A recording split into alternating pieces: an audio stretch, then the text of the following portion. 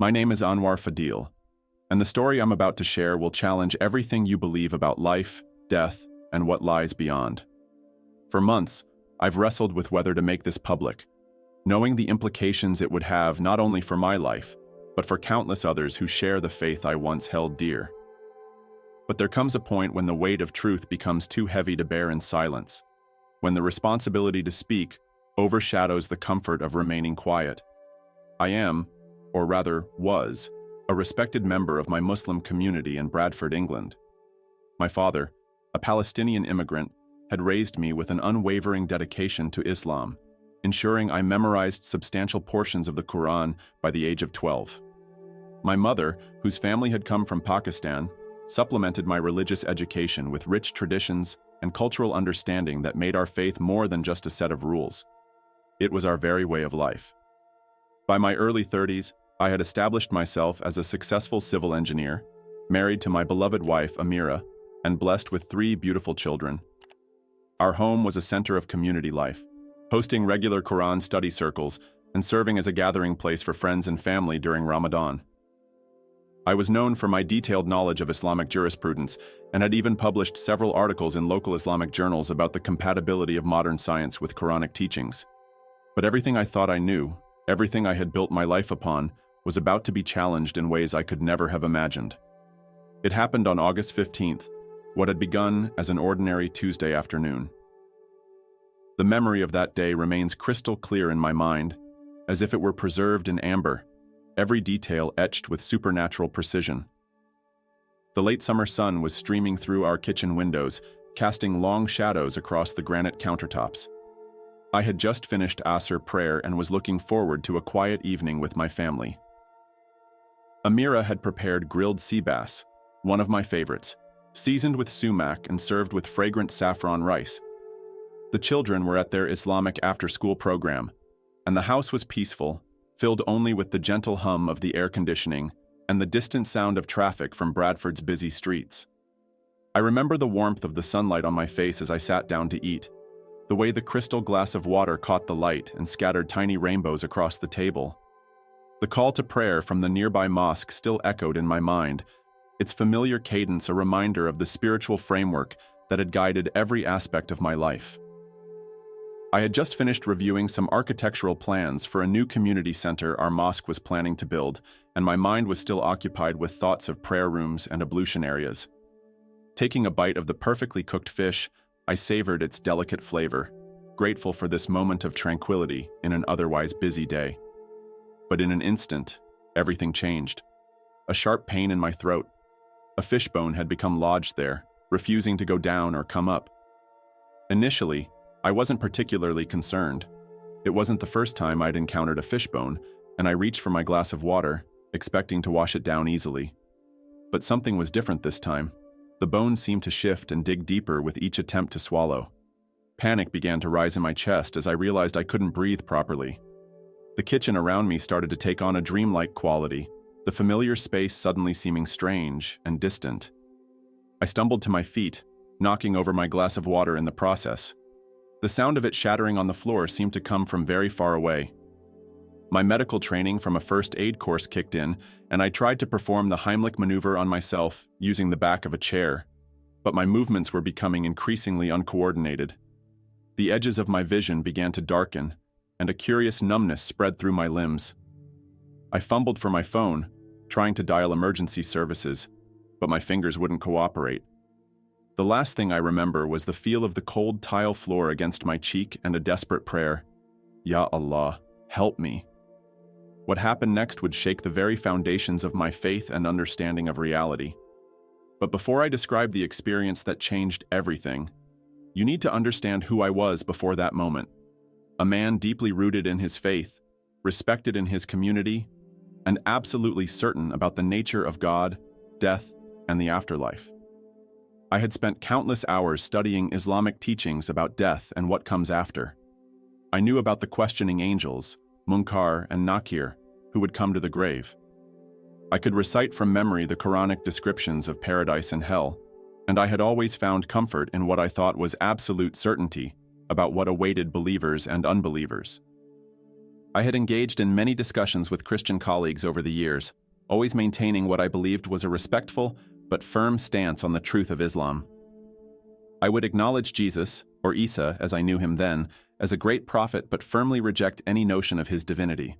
I had even written a paper for our local Islamic publication about why the Christian concept of salvation through faith alone was, in my view at the time, both illogical and unnecessary. My understanding of the Day of Judgment was firmly rooted in Islamic teaching. I believed it would be a day when Allah would weigh our good deeds against our bad, when our prayers, our charitable giving, our fasting, and our pilgrimages would be counted in our favor. I had always found comfort in this system of divine accounting, believing that my dedication to religious observance was steadily building up credit in my eternal account. But in the next 10 minutes and 50 seconds, the time my heart would stop beating, everything I thought I knew about death, judgment, and eternity would be completely transformed. The experience I'm about to share isn't just a story about a near-death experience. It's an account of coming face to face with truth in its purest form, of having every theological argument and religious certainty stripped away in the presence of something, someone, far greater than all our human understanding. As I lay there on my kitchen floor, my consciousness beginning to fade, I had no idea that I was about to embark on a journey that would demolish every religious certainty I had ever held. I didn't know that in the next few moments I would witness things that would force me to question everything I had ever believed about God, about Jesus Christ, and about the nature of salvation itself. The transition from consciousness to whatever lay beyond was not gradual. It was instant and absolute. One moment, I was desperately trying to breathe on my kitchen floor, and the next, I found myself floating near the ceiling, looking down at my own body with a strange mixture of detachment and fascination. The scene below seemed both intimately familiar and utterly foreign, like watching a movie of your own life filmed by someone else. My body lay sprawled across the ceramic tiles, one arm stretched toward the shattered remains of my water glass, dark liquid spreading slowly across the floor like a growing shadow. The afternoon sun streaming through the windows created an almost theatrical lighting effect, highlighting the ashen color that had already begun to claim my face. The contrast between the peaceful domestic scene, the half-eaten meal, the prayer mat still neatly folded in the corner, and the drama unfolding on the kitchen floor was jarring. I could hear my neighbor Mrs. Khan pounding on the front door. Her voice, muffled through the thick wood, carried notes of increasing panic. Anwar, are you all right? I heard something fall." I wanted to reassure her, to tell her that somehow, impossibly, I was fine. Better than fine, actually. The chronic pain in my lower back that had plagued me for years was gone, and I felt lighter, more aware, more alive than I had ever felt in my physical body. The call to prayer began to sound from the nearby mosque, but it was different now, distant and hollow, like music playing underwater. The familiar words that had structured my days since childhood now seemed to echo from another dimension entirely, growing fainter and less substantial with each passing moment. This was my first indication that something fundamental had changed, that I had crossed some threshold beyond which the familiar anchors of my earthly existence were losing their hold. Then came the pull.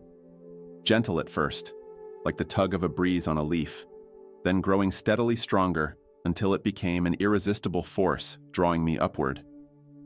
The ceiling of my house, the solid structure that had sheltered my family for years, seemed to dissolve like mist, and I found myself ascending rapidly through layers of reality I had never known existed. The physical world fell away beneath me, Bradford's streets and buildings shrinking and blurring until they vanished entirely, replaced by something vast and incomprehensible. The space I entered defied all earthly description. It wasn't the cold, empty vacuum of scientific space, nor was it the seven heavens described in Islamic tradition. This was something else entirely, a dimension alive with purpose and presence, suffused with a quality of light that seemed to carry meaning and intelligence within its rays.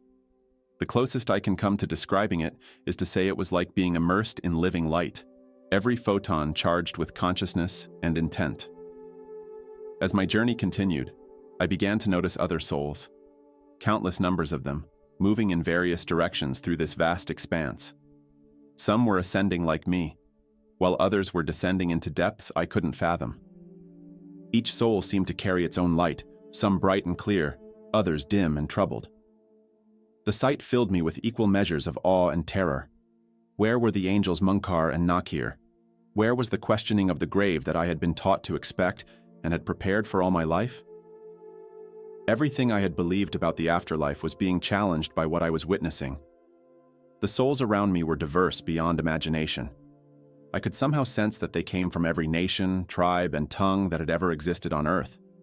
Some seemed ancient, carrying the weight of centuries, while others felt new, their essence still bright with the freshness of recent life. What struck me most was that all earthly distinctions, race, status, wealth, religious affiliation, seemed utterly meaningless here. The only thing that appeared to matter was something I couldn't quite grasp yet, some quality or decision that had marked each soul in ways that were becoming increasingly apparent. Before I could process these observations fully, I found myself being drawn into what I can only describe as a great gathering. The souls around me were being assembled before something that defied comprehension, a great white throne that emanated pure, unlimited authority. The brilliance of this throne was beyond anything earthly eyes could bear. It wasn't just bright, it was the source of all light, all truth, all reality. The very fabric of existence seemed to flee from its presence, just as it was written in the Christian scriptures I had only occasionally glanced at. Then I saw a great white throne and him who was seated on it. The earth and the heavens fled from his presence, and there was no place for them. This was the moment when the foundations of my Islamic theology began to crumble completely. Everything I had believed about the Day of Judgment, everything I had taught others with such certainty, was being challenged by what I was witnessing. The scene unfolding before me aligned not with Islamic teachings, but with the biblical book of Revelation, a text I had previously dismissed as corrupted.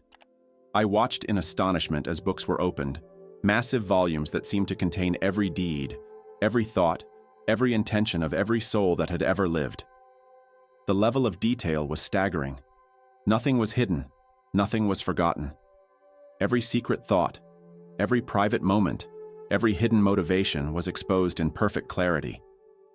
But what shook me to my core was the realization that these records, as comprehensive as they were not the primary basis for judgment. Another book was opened, different from the rest. I somehow knew, with a certainty that transcended normal knowledge, that this was the book of life mentioned in Revelation. This book didn't contain lists of deeds or records of religious observance. It contained names, just names. And as I watched, I began to understand with growing horror that this book, this list of names, was the decisive factor in every soul's eternal destiny. What I witnessed next shattered every remaining piece of my religious worldview. I saw souls I had known in life, people I had considered righteous and devout Muslims, standing before the throne. These were individuals who had prayed 5 times a day without fail, who had given generously to charity, who had fasted faithfully during Ramadan, who had performed multiple pilgrimages to Mecca. By every measure I had ever known, they were exemplary believers, but their names were not found in the book of life. I watched, my soul crying out in protest, as these souls were led away to what appeared to be a lake of fire. The words of Revelation 20:15 echoed through my consciousness with devastating clarity. Anyone whose name was not found written in the book of life was thrown into the lake of fire. The judgment was proceeding according to what each person had done in life, but not in the way I had always believed. It wasn't about good deeds outweighing bad, about religious devotion or ritual purity. It was about something much more fundamental, whether one had accepted the truth about Jesus Christ. The horror of this realization was compounded by the fact that I could see the perfect justice of it all. This wasn't arbitrary or unfair. It was the natural and inevitable result of choices made during earthly life. Each soul's destiny seemed to be less a sentence imposed from without, and more a revelation of what that soul had already chosen to become. Those who had rejected the truth about Christ had, in essence, rejected the only means of having their names written in the book of life. Then came a moment that would forever change my understanding of spiritual reality. I felt myself being drawn into a place of absolute darkness. This wasn't the simple absence of light. It was active darkness, thick and oppressive, filled with shadowy figures that seemed to represent all the deceptions I had believed throughout my life. I heard wailing and gnashing of teeth, and for the first time, I understood the true horror of being separated from God. This darkness was spiritual in nature, the kind that comes from believing in false gods and rejecting truth. It was the darkness of sincere but sincerely wrong belief, the darkness of religious devotion directed at anything other than the true God as revealed in Jesus Christ. In this darkness, I began to understand the words of Ezekiel 7:7-8 with shocking clarity. Doom has come upon you who dwell in the land. The time has come. The day is near. There is panic, not joy, on the mountains. I am about to pour out my wrath on you and spend my anger against you. I will judge you according to your conduct and repay you for all your detestable practices. The darkness pressed in around me, threatening to overwhelm my soul with despair. I could feel the weight of every false belief I had ever held, every time I had rejected or dismissed the truth about Christ, every moment I had led others away from him through my confident assertions about Islam. The agony of this realization was beyond anything I had ever experienced or imagined possible. This, I understood, was the true nature of hell, not just physical torment, but the full awareness of having rejected the source of all light, life, and love. But just when the darkness seemed unbearable, everything changed once again. A light appeared, a light so pure and powerful that it drove away every shadow, every doubt, every false belief I had ever held. This wasn't merely physical light. It was living light, light with personality and purpose. And in this light stood a figure I instantly recognized, though I had never seen him before in my earthly life. In that moment of pure, radiant light, I found myself in the presence of Jesus Christ. Not as I had imagined him from Islamic teachings about Isa, but as he truly is, the risen Lord, the King of Kings. His eyes were like blazing fire, his face shining like the sun in all its brilliance, yet I could look upon him without being consumed. His presence was simultaneously terrifying and beautiful beyond any earthly description, a perfect fusion of absolute authority and infinite love. The love emanating from him defied all human categories and understanding. It wasn't merely an emotion or a feeling, it was a tangible force, as real as gravity, but infinitely more powerful. In that moment, I understood that love wasn't just something God does or feels. Love is who he is, and that love was personified in Jesus Christ standing before me. This love was holy, pure, and absolutely uncompromising. It demanded everything while offering everything. It exposed every flaw while providing complete acceptance. He spoke to me, not with audible words, but directly to my soul. His voice carried the weight of absolute authority while remaining infinitely gentle. Anwar, he said, using my name with a familiarity that shook me to my core. You have been deceived. You have spent your life searching for truth in the wrong places. I am the way, the truth, and the life. No one comes to the Father except through me. The impact of these words was beyond anything I could have prepared for. Every theological argument I had ever made, every apologetic defense of Islam I had ever written, every careful explanation of why Jesus couldn't be God, all of it crumbled in his presence like sand castles before a tsunami. I saw with perfect clarity how I had been sincerely wrong, sincerely deceived. The truth wasn't a set of doctrines or religious practices. The truth was a person, and he was standing before me. Through a series of vivid revelations, he showed me how my sincere devotion to Islam, while admirable in human terms, had actually kept me from accepting the truth about who he really was. I saw how Satan had used partial truths and religious devotion to blind me to the full truth of Christ's deity and his sacrifice for my sins. The deception was masterful in its subtlety, using genuine religious fervor and sincere devotion to prevent people from recognizing their need for a savior. Lord, I tried to speak, finding myself prostrate before him. I didn't know. I thought I was worshiping you by following Islam. I thought... The words failed me as the full weight of my error crashed over me like a wave. Here was truth himself, and I had spent my life arguing against him, leading others away from him, all while believing I was serving God. His response came in the form of a scripture I had once dismissed. Many will say to me on that day, "Lord, Lord, did we not prophesy in your name, and in your name drive out demons, and in your name perform many miracles?" Then I will tell them plainly, "I never knew you. Away from me, you evildoers." The words from Matthew 7:22-23 pierced my heart like a sword. I realized that sincerity and false belief was still false belief. Good intentions didn't change the reality of who Jesus was and is. Then he began to show me scenes from my own life, moments when I had encountered the truth about him but turned away. I saw myself as a university student, dismissing a Christian friend's earnest testimony about how Jesus had transformed his life. I watched myself confidently explaining to a study group why the Christian concept of salvation through faith alone was unnecessary. I relived countless moments when the Holy Spirit had tried to reach me through various means, Christian literature I had read but dismissed, testimonies I had heard but rejected, even dreams I had quickly forgotten upon waking. But what broke my heart most completely was when he showed me how many others were following the same path I had been on. I saw friends, family members, colleagues, people I loved and respected, all sincerely believing they were worshiping God while actually rejecting his Son. The magnitude of this deception, and my role in perpetuating it, overwhelmed me with grief. Yet even in this moment of profound sorrow, his love remained constant and unwavering. "Your life has been preserved for a purpose," Jesus told me, his words filled with both authority and tenderness. "You will return and tell others what you have seen. Many will reject your testimony, as you once rejected the testimony of others about me. But some will hear and believe. Remember, it is not by might, nor by power, but by my Spirit that hearts will be changed." He then showed me glimpses of what this would mean, the cost of following him, the rejection I would face, but also the lives that would be transformed through my testimony.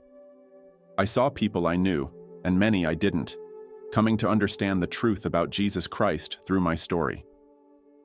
But I also saw the personal cost, family members turning away, professional opportunities lost, community standing destroyed. "The cost is great," he acknowledged, reading my thoughts, "but I am worth it. Remember what I said. Whoever loses their life for my sake will find it. You have seen the end of all things, Anwar. You know what awaits those who reject me.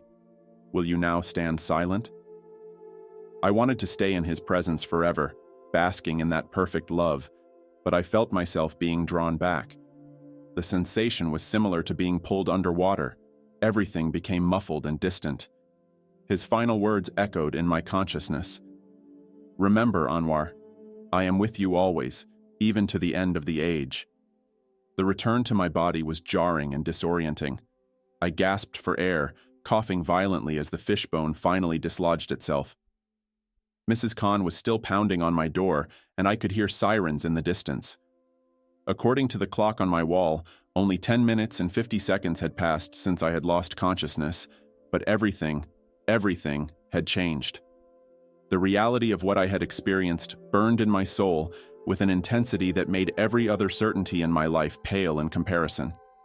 The truth about Jesus Christ, about judgment, about salvation, it was all so clear now. The words of Romans 2:16 echoed in my mind. This will take place on the day when God judges people's secrets through Jesus Christ, as my gospel declares. As I stood up shakily, supporting myself against the kitchen counter, I knew what I had to do, though I also knew the cost would be enormous. My position as a respected member of the Muslim community, my relationships with family and friends, my professional connections, everything would change. But having seen the truth, how could I remain silent? Having witnessed the reality of judgment and experienced the love of Christ, how could I not share it with others? The following days and weeks were both beautiful and painful, beyond description. My wife Amira, upon hearing my story, initially feared I had lost my mind from oxygen deprivation. My children looked at me with confusion and concern as I tried to explain why I would no longer be leading them in Islamic prayers. The imam from our mosque came to counsel me, bringing with him scholars who attempted to explain away my experience as either a medical anomaly or, more ominously, a deception from Shaitan. But nothing could shake what I had witnessed. The reality of Jesus Christ, his love and his truth, had become more real to me than anything in the physical world. Each time the call to prayer sounded from the mosque, instead of feeling the familiar pull toward the prayer mat, I found myself praying for those who, like I once did, sincerely followed a path that led away from true salvation. My testimony spread quickly through the community, causing both upheaval and unexpected openings for deeper conversations about faith. Some branded me a traitor, others a madman. But a precious few, began to ask questions, to examine their own beliefs, to consider the possibility that what I had experienced was real. Amira's journey to faith took nearly 2 years, but when it came, it was as genuine as my own transformation. My oldest daughter followed shortly after, though my 2 younger children are still on their journey. My parents have not spoken to me since the day I told them about my conversion, a pain that I carry daily to the throne of grace in prayer. To those reading this who are Muslims, I understand your skepticism. I understand your fears and your objections, because they were once mine. The cost of following Christ may seem impossibly high, but I beg you to consider what I have shared. The day of judgment is coming, and it will be exactly as described in the Bible, not as we were taught. No amount of religious devotion, no quantity of good deeds, no level of sincerity can write your name in the book of life. Only Jesus Christ can do that. To my Christian brothers and sisters, pray for your Muslim neighbors and friends. Share the truth with love and patience, knowing that behind their confident exterior may be someone like me, someone sincerely seeking God but trapped in a system of beliefs that keeps them from finding Him. Remember that it is not your arguments that will convince them, but the Spirit of God working through your testimony and love. And to everyone reading this, time is short. The day of judgment I witnessed is real, and it is coming. Don't let pride, tradition, or fear keep you from accepting the truth about Jesus Christ. Don't let anything prevent you from having your name written in the book of life. This is my testimony. This is what I experienced in those 10 minutes and 50 seconds when my heart stopped beating. This is the truth that changed everything for me, and it can change everything for you too. The same Jesus who revealed himself to me waits to reveal himself to you. The same love that transformed my life is available to all who will receive it. May the grace and truth of Jesus Christ reach every heart that reads these words, for he is indeed the way, the truth, and the life.